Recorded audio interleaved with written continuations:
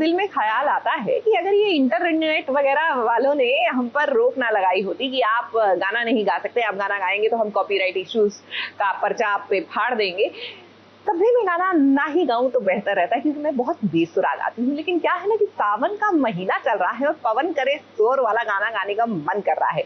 वो इसलिए क्योंकि देख लीजिए पति ब्रह्मचारी में सूरज ने किस तरह ईशा की मांग भर दी है, और कोई लोग हैं जो देख के जल भुनकर राख हो गए हैं।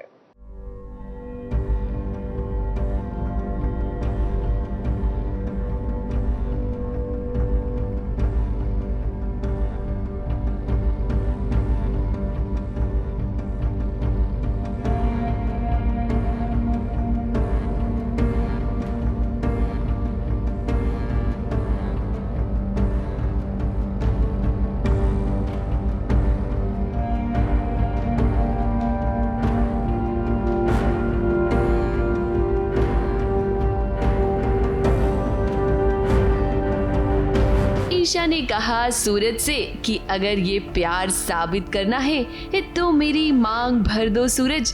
और देखिए सूरज ने वो कर दिखाया। इस सावन के महीने में सारे मोहल्ले वालों के सामने इस सूरज ने भर दी है ईशा की मांग। और जरा देखिए अवनी की साजिश तो धरी की धरी रह गई। कई बार अब प्यार को अग्नि परीक्षा से होकर गुजरना पड़ता है।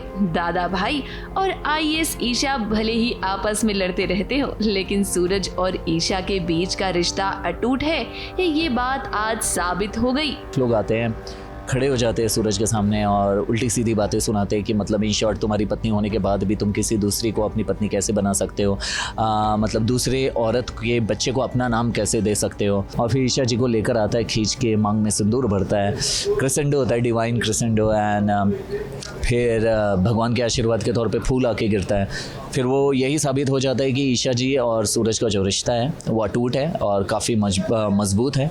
अब इन सब के बीच आपके मन में ये सवाल भी जरूर आया होगा कि आखिर मोहल्ले वालों के सामने इस सूरज ने ईशा की मांग क्यों भरी। तो देखिए ये बात तो आप सभी जानते हैं ना कि अवनी की जिम्मेदारी सूरज ने उठाई है। ऐसे में अब मोहल्ले वालों को ये लगता है कि कहीं सूरज अवनी को अपनी पत्नी तो नहीं बना लेगा, क्या ईशा को उसका हक नहीं मिलेगा।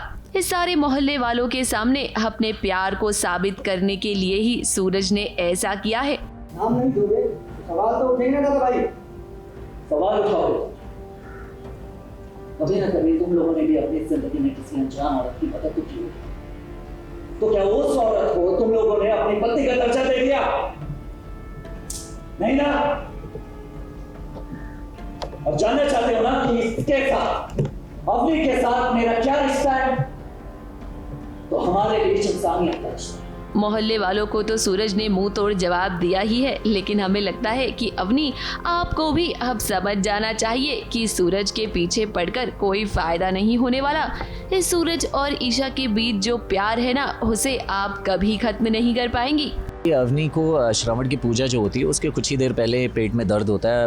जैसा कि सूरज ने रिस्पॉन्सिबिलिटी ली है, जिम्मेदारी ली है कि अवनी को मैं कुछ नहीं होने दूंगा, तो उसे हॉस्पिटल लेकर जाता है, चेकअप करवाता है और चेकअप करने के बाद वापस लौटता है। दादा भाई और आईपीएस आते हैं, वहाँ पे दोनों अलग अलग औरे में आ जाते हैं। जहाँ सूरज ईशा है वहाँ पे सूरज ईशा बात तो करना चाहते हैं, एक दूसरे से प्यार भी करना चाहते हैं, बट वो दायरा जो है दादा भाई और आईपीएस का वो उन्हें शायद से करीब नहीं लेकर आ रहा है। बट बहुत जल्द ये जो दायरा है ऑडियंस को देखने को यही मिलेगा, ये दायरा भी खत्म हो रहा है। आई थिंक ये सीन के बाद ही खत्म होता हुआ नजर आएगा बहुत जल्द। इस सावन के महीने में अब देखिए धीरे धीरे सूरज और ईशा के बीच जो दूरियां आई थी वो खत्म हो रही हैं। और हम आपको बता दें कि आने वाले ट्रैक में अवनी की साजिशें ना फेल हो जाएंगी और सूरज ईशा के बीच जितनी भी गलतफहमियां हैं वो सभी गलतफहमियां भी दूर होंगी।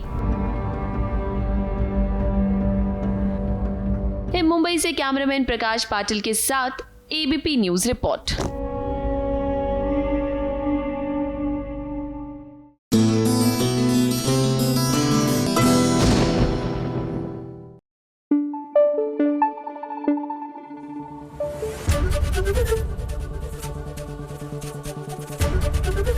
एबीपी न्यूज आपको रखे आगे।